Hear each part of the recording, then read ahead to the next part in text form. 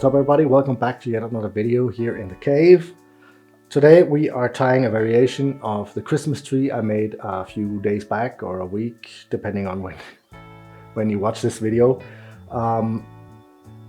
Somebody in the comments asked if you could add some weight to this of some sort, so I will be adding some bead chain eyes to this one, just to show that you could add some weight to this fly. I usually don't add weight to my flies because I fish with an intermediate line, so that'll get the flies down. And also you can choose a wire or a hook with a thicker wire to kind of help it get down into the water. Before I start, if you're new here, welcome. Please do consider subscribing to the channel if you like the content. If you're not new, hello, you know the drill. Let's jump down to the vise here and try out this variation of the Christmas tree. The one I am tying today is fluorescent orange, and it actually also glows in the dark, mylar tubing. A friend of mine, Martin, also has quite a popular pattern, which is also a variation of the Christmas tree, and his is called the Flame, and it uses fluorescent pink, I think it was, or red. I don't have any of that, so I will just be doing one in this color, just to show how you can add a little bit of color to it and also weight. Very versatile pattern, but everything else in this fly is basically the same as the original from Steen.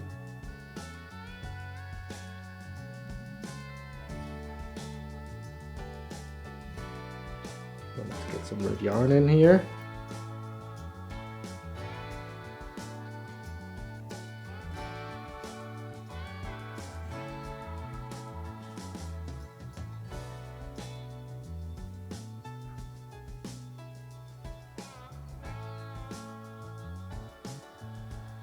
This is of course just to give an underbody to that mylar tubing, because it is a little bit of transparency in there, or you can kind of see through it.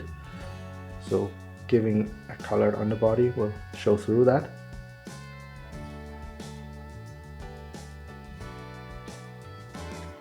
So right around here where the hook bend, or not the hook bend, that's nonsense, where the hook eye kind of bends down like that.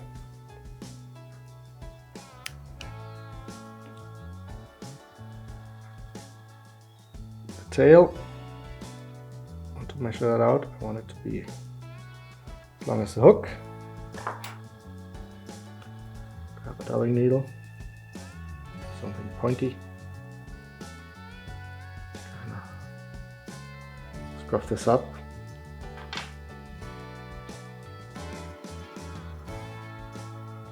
Push this onto your hook.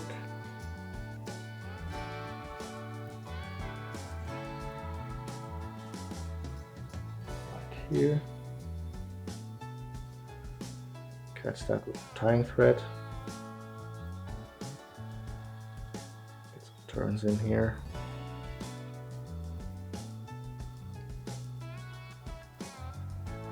So make a whip finish if you can with your fingers. It's a little bit easier to get around that long piece in front there.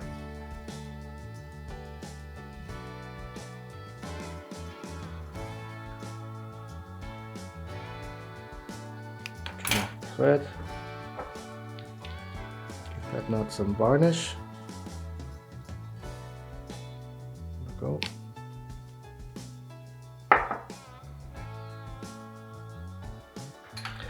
Before I do anything, I want to trim the tail just a little bit. Doesn't look too much of a uniform body here. Just a couple. Gives it a nice taper. And it's always about the taper in fly tying, at least.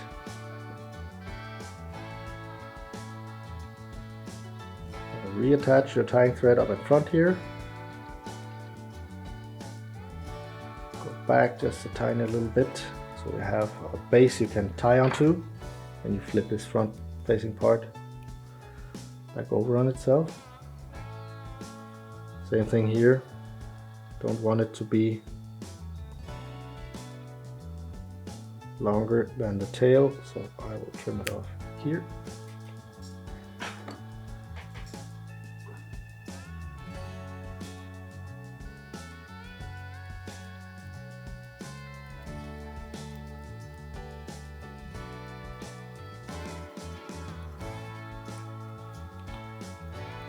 This up,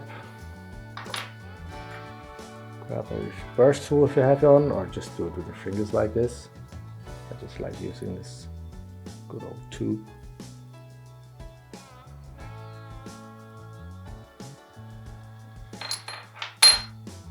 Hold everything back, tie on top of this, like so. And then if you want, call it a day, finish the fly off here, but I wanted to show you how you can add some weight to it.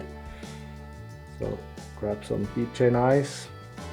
You could of course also just underneath that wool make a few wraps of non-dead wire.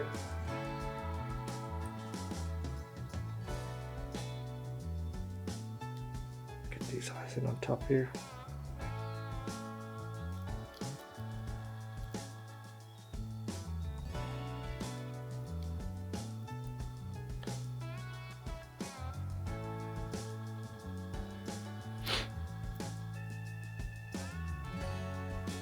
Almost broke my thread there.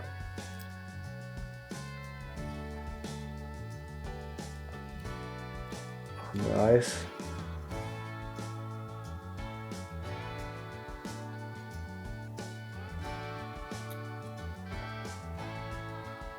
Here we go. Let's make a wood finish.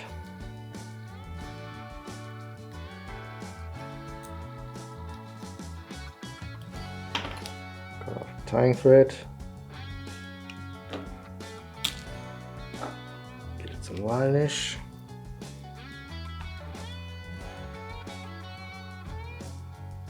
so these eyes will add a little bit of a jigging movement to this fly, and I would fish this in winter where it's kind of hard to get in contact with these sea trout that I'm always targeting and not catching like everybody else, unless you look on social media and all the groups and all the forums and all that.